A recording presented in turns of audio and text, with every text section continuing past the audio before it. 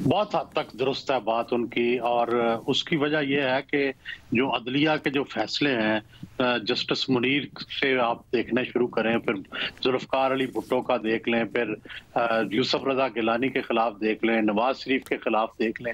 ये सारे वो फैसले हैं कि जिसमें अवाम के खिलाफ फैसले दिए गए, अवाम की ख्वाहिशात के खिलाफ फैसले दिए गए और अदलिया के नाम पर वो एक बदनुमा दाग है।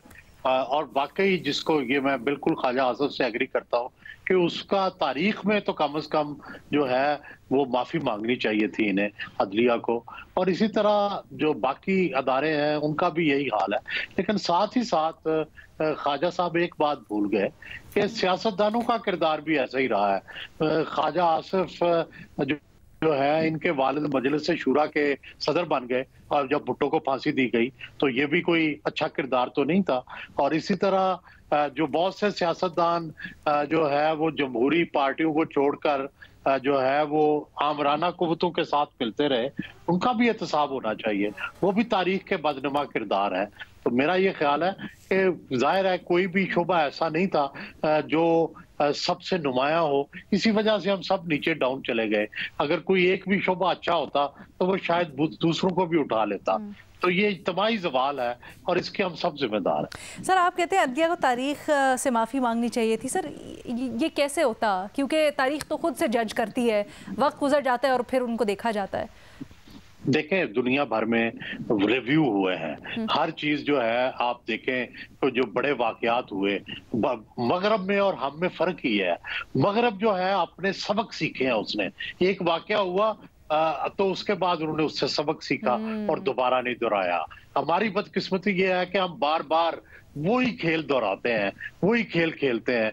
भाई भुट्टो की फांसी जो है कौन है पाकिस्तान में जो इसको आप जस्टिफाई समझता हो? लेकिन क्या सुप्रीम कोर्ट में वो अपील पड़ी है और कि भाई रिव्यू पड़ा है कि भाई आप ये कम से कम ये कहें कि वो गलत फैसला हो गया था? वो कुछ सुनने को तैयार ही नहीं है।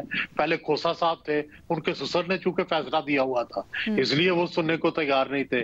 अब भी शायद और ब्रदर जजेस जो है इनके कोई मफादात होंगे वो जियाउल हक के जमाने के जजों से, इसीलिए नहीं सुन रहे।